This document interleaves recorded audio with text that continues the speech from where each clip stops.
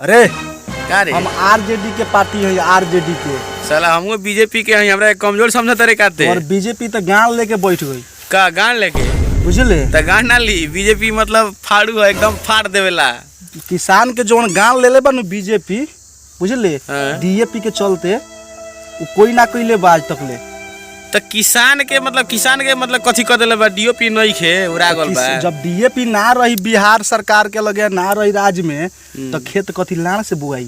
लार से बुआ चाहे गाड़ से बुआ, ठीक तो कइले बाटे। हमनी के सरकार ठीक कइले बा, साला खाद एको को ना मिली। देखिए हमर जे सरकार बनी नु, हाँ। हमारा आदमी के जे सरकार बनी तो ये तोरा के उपाय कदम तोनी के रहे ना देम हमनी का। तारा समझे जैसा कि ना? तारा अथी तेजस्वी यादव सुन झाट उखड़ी। तेजस्वी यादव आज के सरकार चुप!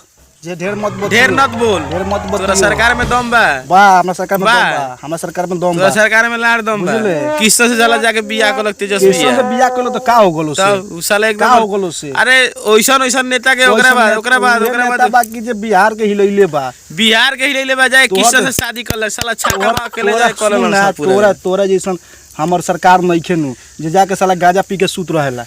हमरा जैसा सरकार गांजा पिए राजा तंबाकू खाए चोर साला हाँ, भड़ुआ हाँ। है। भड़ुआ साला अपने सरकार